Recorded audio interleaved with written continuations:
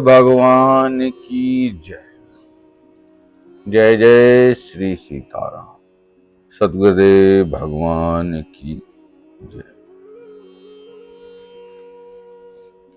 सभी जितने भी साधक मुझे देख रहे हैं सभी को दंडवत प्रणाम करता हूं। और आज का सत्संग नए साधकों के लिए, जिन्होंने भक्ति मार्ग में प्रवेश किया है, जो भजन करना चाहते हैं, जो गुरु कृपा से अपना उत्थान करना चाहते हैं, भगवत कृपा से जो अपना उत्थान करना चाहते हैं, आज उनके लिए ये सत्संग रहेगा। क्योंकि साधक जब इस मार्ग पे चलता है शुरुआती दौर में, तब उसके जीवन में बहुत सारी बाधाएं आती हैं और कई बार वो बाधाएं जो हैं वो उसमें श्रम ही कारणता है शुरुआती दौर में। तब उसके जीवन में बहुत सारी बाधाएं आती हैं और कई बार वो बाधाएं जो हैं वो उसमें श्रम ही कारण होता है। तो आज का सत्संग मैं उन सभी साधकों को समर्पित करता हूं जो साधक इस मार्ग में अभी नए हैं। तो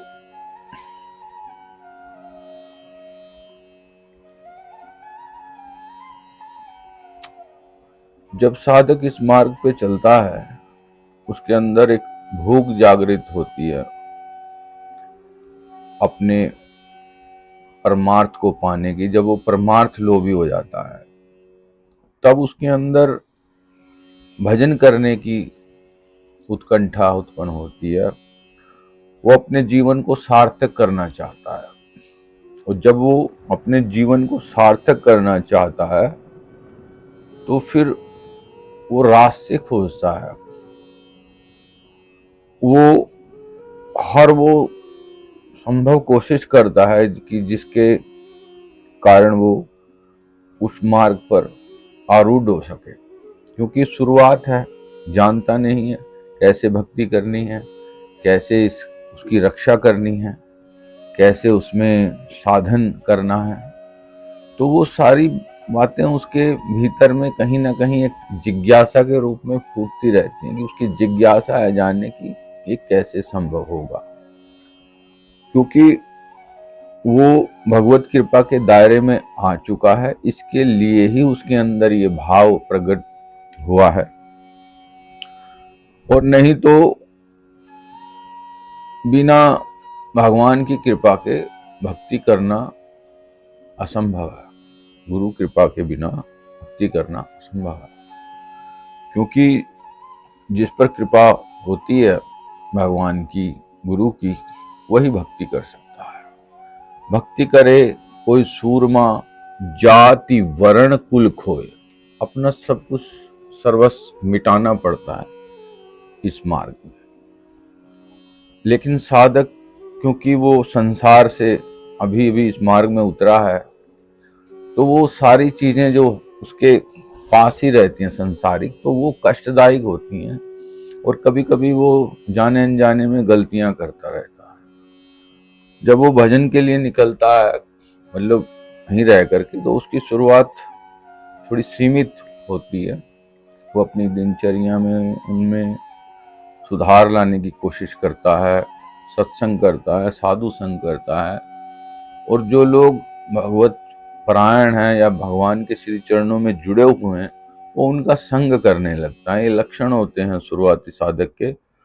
और वो देखता है कि जहां भी भगवान की कथाएं, लीलाएं या सत्संग, जहां भी कोई ऐसी कोई रास मंडली है, कहीं भगवान की चर्चा हो रही है, तो वो उसको अटेंड करने लगता है। क्योंकि उसके मन में जिज्ञासा उत्पन्न हो गई है भगवान को जानने के लिए। इसलिए वो कहीं भी हो, किसी भी हाल में हो, तो वो उसको अटेंड करता है, वहां जाता है, उस सत्संग को सुनता है और मनन करता है। जब उसकी भूख और तेज हो जाती है, तब वो और उत्कंठा, मतलब उसके अंदर एक प्रगाढ़ता आ जाती है। तो फिर वो उसके जो मापदंड हैं भक्ति के साधना के, क्योंकि बिना साधन के भक्ति भी नहीं होती। क्योंकि आप संसार से अभी अभी आए हैं, हमारे अंदर बहुत सारी त्रुटियां रहती हैं, उनको साफ करना बड़ा मुश्किल रहता है, क्योंकि हम संसार में हैं और अब अभी अभी भक्ति करना चाहते हैं, लेकिन माया कहती है कि भाई इतने दिन से मेरे पास था, अब मुझे छोड़ के जा रहा है। तो वहाँ उसको थोड़ा सा बंधन का कारण बनता है, क्योंकि कोई भी चीज़ इतनी आसानी से नहीं छूटती है, लेकिन उसके लिए अभ्यास करना पड़ेगा, है ना। तो जब साधन करता है साधक, तब वो जो उसके अंदर जो कमियां हैं वो बाहर निकल के आती हैं, है ना। और वो भजन करना चाहता है, लेकिन उसके अंदर निंदा, चुगली, काम, क्रोध, लोभ, मत मत्सर, ये सारी जो जितनी भी सांसारिक वो हैं बुराइयां, वो रहती हैं, चाहे थोड़ी मात्रा में रहे चाहे अधिक मात्रा में रहे, पर रहती है। क्योंकि ये त्रिगुणा सृष्टि जो है 3 गुणों से संचालित होती है, ये तामस, राजस और सात्विक। जब मनुष्य तामस से निकल कर के राजस और उसके समीप आता है, तो फिर जाकर के उसके भीतर वो उत्कंठा उत्पन्न होती है कि इसमें कुछ नहीं रखा है, ये संसार में, है ना। बहुत सारी जब उसको चीजें फेस करनी पड़ती हैं अपने जीवन में, दुख तकलीफें, वो कोई भी हो सकता है, इसमें किसी भी मतलब किसी भी तबके का या किसी का जिक्र नहीं है, ये मानव के लिए है कि वो किसी भी अवस्था में रहे, यदि भगवत कृपा उस पर हो गई है तो फिर वो सब कुछ छोड़ देता है अपना। मतलब उसके पास चाहे अथा संपत्ति हो या उसको खाने को रोटी ना, तो इस डजंट मैटर वो, लेकिन उसको भगवत प्राप्ति करनी, क्योंकि उसको अब संसार फीका लगने लगा है। जब तक नाता जगत का तब तक भक्ति ना होए, और नाता तोड़े हरि भजे भक्त कहाए सोए। क्योंकि जब तक नाता जगत का रहेगा तब तक भक्ति नहीं कोई कर सकता। कोई कितना भी कहे कि मैं तो बड़ा भक्त बनता हूँ, मैं तो बड़ा ये हूँ, मैं तो इतनी पूजा पाठ करता हूँ, इतने नाम जप मंत्र करता हूँ, वो भगवत प्राप्ति नहीं होगी। हाँ, अच्छा है, उसके विचार शुद्ध हो जाएंगे क्योंकि भगवत नाम करता है, आराधना, परंतु प्राप्ति उसी को होती है जो संसार से नाता तोड़ देता। संसार से नाता तोड़ने का ये मतलब नहीं कि तुम संसार से निकल जाओ अपना ग्रस्त जीवन छोड़ करके, बिल्कुल नहीं। आप ग्रस्त में रहें, शांति से रहें, लेकिन अंतर्मुखी हो जाए। अंतर्मुखी सदा सुखी। आप जिस क्षण अंतर्मुखी हो जाएंगे, बस आप संसार से छूट जाएंगे। देखो, भगवत चरणों में जब अनुराग होता है तो फिर बैराग हो जाता है। इधर से संसार छूटेगा और उधर भगवत चरणों में प्रेम हो जाएगा। क्योंकि संसार से अभी अभी आए हैं तो इतना आसान नहीं है, पर लेकिन करत करत अभ्यास जड़मत होत सुजान, और रस्सी आए जा चट पर करत निशान। तो जब वो एक रस्सी पत्थर को काट देती है, तो अभ्यास भी हमें उस भगवान की प्राप्ति अवश्य करा सकता है। ये याद रखना चाहिए। ये साहस का मार्ग है, इसमें साहस दिखाना पड़ता है, इसमें योद्धा बनना पड़ता है, सूरमा बनना पड़ता है। जो सूरमा होता है वही इसको जीत सकता है, ठीक है ना। तो क्योंकि साधक अभी नया है तो बहुत सारी कमियां हैं उसके भीतर, तो वो कमियां उसको परेशान करती हैं। अब कभी कभी वो अपने ही आसपास के लोगों को दुखी कर देता है। भजन करता है, शुरुआत करी है, लेकिन अपने आसपास के लोगों के प्रति उसके जो भाव हैं वो अवश्य परिवर्तन होने चाहिए। देखिए, भक्ति भले ही कम करना, मतलब भक्ति की जो शुरुआत की है भले ही कम हो, लेकिन पहले मुझे अपने आप का अध्ययन कर लेना चाहिए कि जो मेरे अंदर बुराइयां हैं उसको कैसे दूर किया जाए।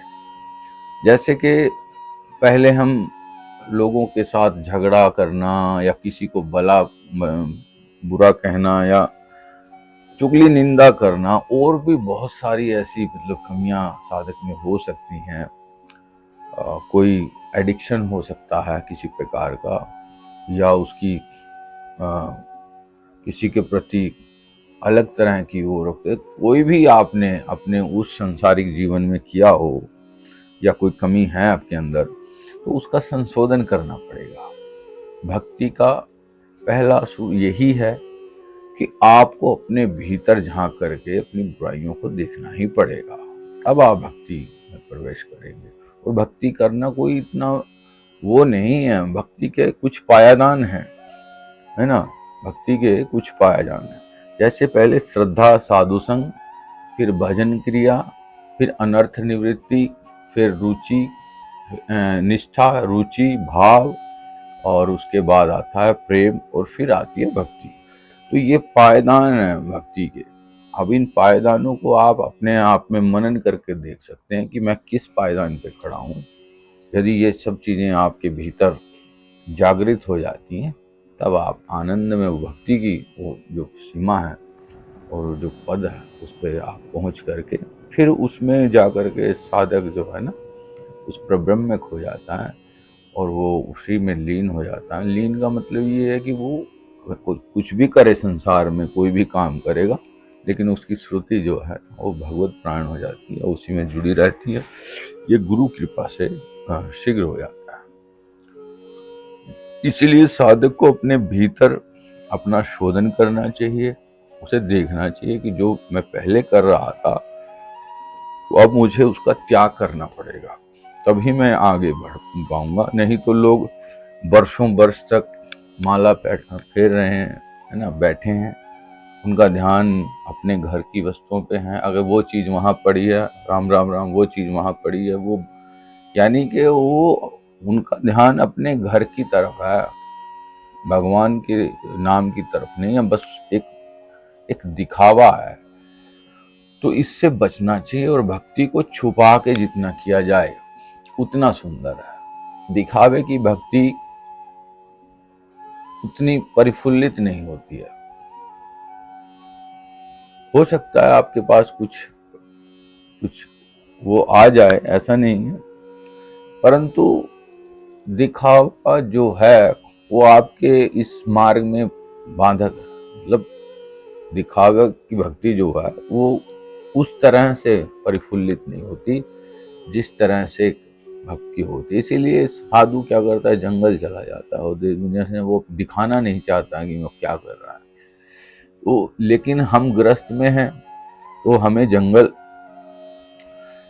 क्या है, ये संसार जंगल झाड़ी ही है। इसके बीच में रह करके यदि हम भजन करते हैं तो ये बहुत सुंदर मतलब हमारे लिए साबित होगा। एक सफलता है ये कि मैं संसार में रहकर यदि भजन करूं।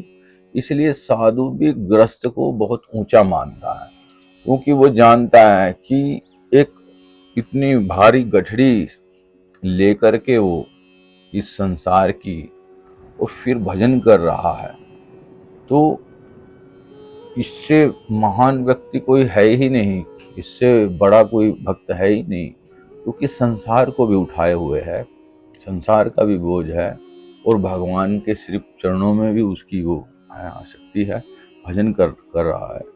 तो वो उसको महान मानते हैं। जो अच्छे जो महात्मा हैं और जो जानते हैं, जो त्रिकाल दृष्टा है, वो गृहस्थ को बहुत ऊंचा आश्रम मानते हैं, और है भी, क्योंकि गृहस्थ से ही सब संचालित होता है। मतलब महात्मा भी अगर कहीं जाएगा तो गृहस्थ के पास ही जाएगा ना, है ना।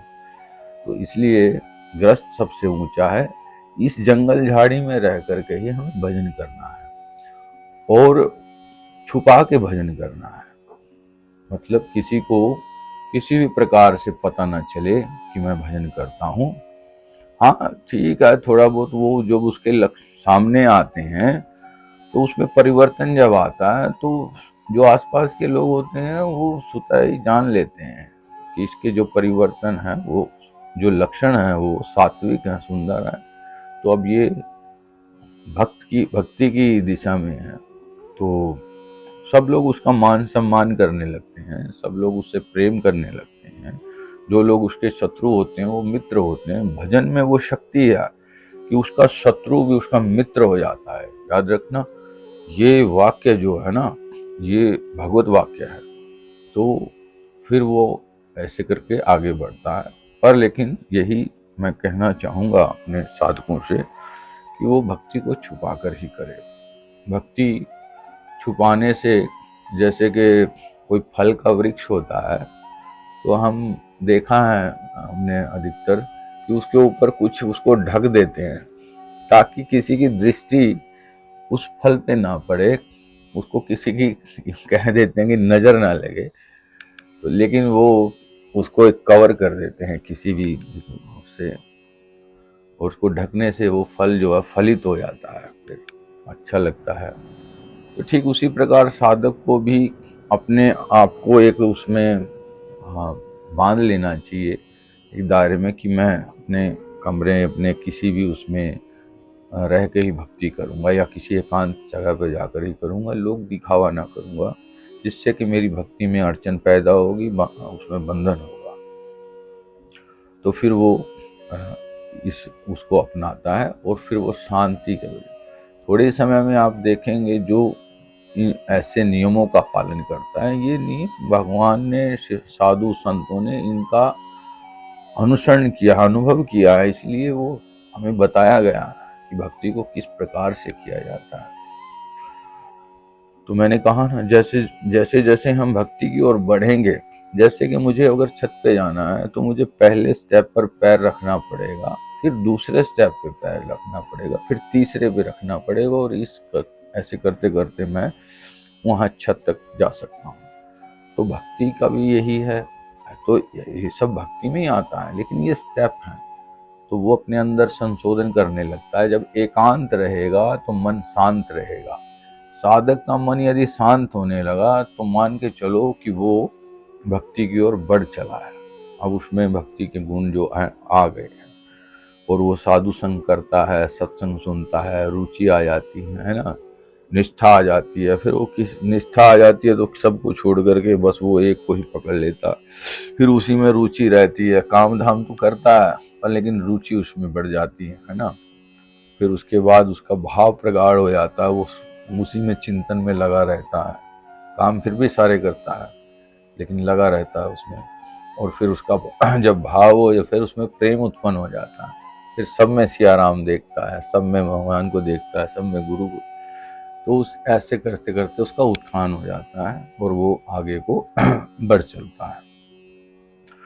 तो फिर वहीं लौट के आते हैं कि जो नए साधक हैं उनको उनको मतलब इन चीज़ों को फॉलो करने की जरूरत है, और बड़ी सावधानी अपने सात्विक आहार खाएं।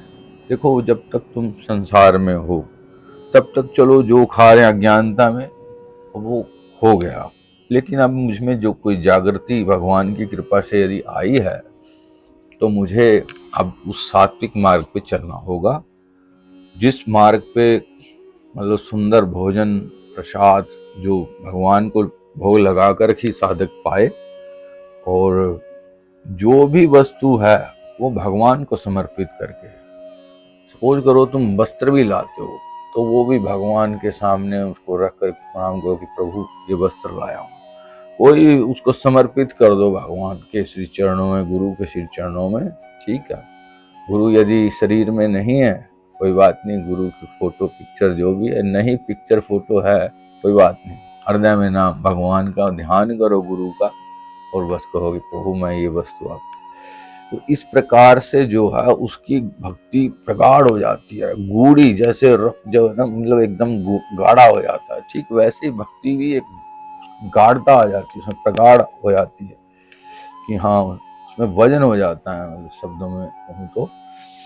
और भक्ति क्या है? भक्ति हमारे उत्थान का मार्ग है, जो हमें ये रास्ता है भगवान की ओर ले जाता है, भगवान के श्री चरणों पे उसकी जिम्मेदारी हो जाती है। पर हमें उस नियमों का पालन करना होगा जो सिद्धांत शास्त्र ने हमारे सामने रखे हैं कि भाई तुम्हें इनका पालन करना होगा, तब तुम वो भगवत प्राप्ति कर सकते हो। अब तुम शास्त्र की बात ना मान करके अपनी मन चाही करोगे तो ऐसा नहीं होगा, आप कभी भी भगवत प्राप्ति नहीं कर सकते हैं। ये कभी कभी पाखंड होता है लोग बड़ा दिखावा करके और वो बड़ा मतलब बना के आश्रम और लोगों को बहकाते फुलाते हैं, वो ठीक नहीं है। इसलिए जब साधक भगवत चरण परायण हो जाता है तो उसके अंदर सब आसक्त मतलब संसारिक आसक्तियां खत्म हो जाती हैं, भगवान के श्री चरणों की आसक्ति रहती है। उसे कुछ प्राप्त करना नहीं है, ना कि पहले तो मैं अपना कल्याण करूं। अब हमें देखना चाहिए कि क्या मैंने अपना कल्याण कर लिया, तो यदि कर लिया है तो तुम स्वतः ही, तुम्हें कुछ करने की जरूरत नहीं, स्वतः ही दूसरों का कल्याण हो जाएगा। आपके आसपास के जो लोग हैं उनका कल्याण स्वतः ही हो जाएगा। ठीक है, अब मैंने अपना किया नहीं है और मैं लोगों का कल्याण सोचता हूँ, तो ना, ये भूल है, ये भ्रांति है। हमें पहले अपना कल्याण करना है, फिर दूसरों का कल्याण करना है। अरे भी मैं करूँगा तभी तो दूसरे का कर पाऊंगा। तो इसलिए साधक को इन चीज़ों से बचना चाहिए।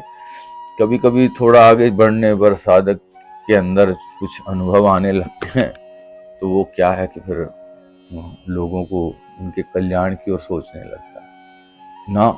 जब तक तुम परिपक्व ना हो जाओ, परिपक्व का मतलब होता है कि जैसे एक फल, पेड़ पे फल लगा, पहले वो फूल की फॉर्म में आता है, फिर फल की फॉर्म में आता है, फिर वो अर्ध कच्च रहता है, मतलब उस अभी वो पका नहीं है पूरी तरह से, और एक उस पर्टिकुलर पीरियड के अंदर उसको पकना होता है। और वो उस दौरान जब पकता है तो फिर वो जब पक जाता है तो स्वतः ही वो उस सरफेस से अलग हो जाता है, मतलब वो उस स्थान को छोड़ देगा पकने के बाद। तो फिर ठीक वैसे ही साधक भी जब उस परिपक्व अवस्था में चला जाता है तो फिर वो स्वतः ही संसार सब उससे छूट जाता है और वो भगवान के श्री चरणों में समर्पित हो जाता है। तो जब वो पक जाता है तो जाहिर सी बात है उसमें रस तो है।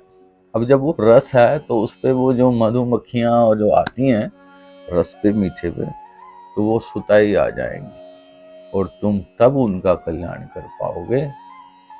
अभी छोटी सी एक अनुभूति के कारण यदि तुम दूसरों के मंगल की करते, हाँ ठीक है, दूसरों के कल्याण के बारे में जरूर करें इच्छा, परंतु भगवान को सोच करके कि हे प्रभु, ये जन जो है बहुत दुखी है, आप इस पर कृपा करो। कोई उस दौरान यदि आ भी जाता है तो साधक कहता है कि हे प्रभु, मैं तो खुद अज्ञानी हूँ, मैं तो खुद अपना कल्याण नहीं कर पाया, मैं इसका क्या करूँ, आप ही इस पर कृपा करो। तो भगवान उस पर कृपा करते हैं। जो साधक के पास जो भी आता है दुखिया, उसका दुख कष्ट वो भगवान हर लेते हैं, क्योंकि वो जानता है कि मेरे पास कुछ नहीं है ना, तो भगवान ही कर सकते हैं, वही सब कुछ करनहार हैं, गुरु ही कर सकते हैं, वही सब कुछ करनहार हैं। तो इस तरह से फिर वो अपने अंदर वो करता है। और जो मैंने कहा ना, जब स्वतः वो पक जाएगा और पकने के बाद जब उसमें रस आ जाएगा, स्वतः ही अपने आप लोगों के लिए उसका वो, क्योंकि वो साधु जब भजन करता है साधक इस संसार में, तो वो अपने लिए कुछ नहीं रखता है, इच्छाओं का नाश हो जाता है उसका, क्योंकि वो तो भगवत परायण हो गया। वहां इच्छाएं नहीं है, वहां परम आनंद है, और वो बस अपने प्रभु में, अपने भगवान में, उस ईश्वर में लगा रहता है, गुरु में लगा रहता है, जहाँ फिर वो वहाँ वहाँ मतलब एक स्टेबिलिटी आ जाती है उसके भीतर, और वो उस उसके एक उसमें दायरे में रह करके और बस अपना भजन करता रहता है। मतलब इसको स्थित प्रज्ञा कहेंगे, मतलब एक स्थिति आ गई, स्थिर हो गया, अब कहीं कुछ जाना नहीं। और जो लोग वहाँ उसके आसपास, उसका ऑरा इतना इतना ब्राइट हो जाता है कि मतलब उसके प्रकाश मात्र से ही लोगों के वो खत्म हो जाते हैं, उनके दुख दर्द, क्योंकि वो संसार में हैं, अच्छे बुरे कर्म करते हैं, उसके कारण वो दुख भोगते हैं। ठीक है, और अच्छे दुख सुख का कारण जो होता है वो कर्म है, मतलब उल्टे सीधे कर्म है, उसी के कारण वो दुख बनता है, सुख बनता है। तो लेकिन साधक जो होता है, जो सच्चा साधक है और जो भगवान के उसके लिए निकला है, तो वो एक दिन जब वो उस स्थिति में पहुंच जाता है तो स्वतः ही वो अपनी सब कुछ त्याग करके और अपनी इच्छाओं का त्याग, मतलब खत्म हो जाती हैं उसकी इच्छाएं, तो वो भी भगवत स्वरूप हो जाता है और उसी से वो दूसरों का भी कल्याण कर सकता है। तो साधक को जो शुरुआत के, फिर से मैं कहूँगा कि जो शुरुआती साधक हैं अपना भगवत नाम करें, ठीक, और गुरु के श्री चरणों में अपना समर्पित भाव से अपना उनकी सेवा करें, वहाँ भजन पाठन करें, सत्संग लें। गुरु नहीं है कोई बात नहीं है, गुरु की मूर्त को ही सामने रख करके उसी में ही गुरु है। गुरु, मैंने पहले भी कहा है, गुरु अखंड मंडलाकार, गुरु व्यापक चराचरम, मतलब जैसे कण कण में हम भगवान को देखते हैं, ठीक गुरु भी वही, वो मेरे साथ हैं हर वक्त है। वो एक सेकंड के लिए, एक पल के लिए भी मुझसे विलग नहीं है, अलग नहीं। मतलब किसी भी स्थिति में आप जहां कहीं भी हैं वहां वो आपके साथ हैं। आप कोई भी कर्म कर रहे हैं वो आपके साथ है। और हाँ, साधक को इस जो नए साधक हैं उनको कर्म बड़े सावधानी से करना चाहिए कि किसी के प्रति कोई अपराध ना बने, किसी के प्रति कोई बैर भाव ना बने, है ना। और जो काम अगर ऐसा है भी तो उससे हट जाना चाहिए, उसे क्षमा मांग लो कि भैया ये काम हमसे होगा, क्योंकि उससे देखा जाता है कि भाई अगर मैं ये करूंगा तो कोई पाप कर्म, कोई दोष बने, इससे अच्छा कि इससे हटना चाहिए। और ऐसा नहीं है कि भगवान भी उसकी सहायता करते हैं, जो इस पद पे चलता है, इस मार्ग में चलता है, तो भगवान उसकी हेल्प करते हैं, उसकी मदद करते हैं और वो बहुत जल्दी ही चीजें समझने लगता है कि क्या करना है क्या नहीं करना है। जो शास्त्र के अंदर कर्म है वो धर्म है, और जो शास्त्र के बाहर कर्म हम करते हैं वो अधर्म है, ठीक है ना। तो इसलिए हमें विचार करना चाहिए शास्त्र क्या कहता है। अगर मैं नहीं पढ़ा लिखा हूँ कोई बात नहीं है, लेकिन मैं उन ऐसे सज्जन लोगों के पास जरूर बैठूं जो लोग उसको जानते हैं, वो मुझे बताएंगे। इसलिए भगवान ने भी कहा है कि गुरु अर्जुन, हमें मतलब उन महान संतों की, उन गुरुओं की शरण में जाना चाहिए, उनको प्रणाम करना चाहिए और उनसे ही मार्गदर्शन करना चाहिए, उनकी सेवा करके। तो यदि हमारे आसपास कोई ऐसी महान मूर्ति है विराजमान, तो जरूर उनकी शरण लें, वो हमारा मार्गदर्शन करेंगे, हमारा कल्याण करेंगे। तो आज का सत्संग मैं यहीं विराम देता हूँ अपनी वाणी को। तो आज के सत्संग के लिए और आप सभी को जय सीताराम, जय सीताराम, जय गुरुदेव, जय जय श्री। ठीक है भगवान जी, आप अपना ख्याल रखिएगा, कोई त्रुटि हो तो दास को क्षमा कर दीजिएगा। जय जय श्री सीताराम, जय जय सतगुरुदेव भगवान की जय। श्री राम।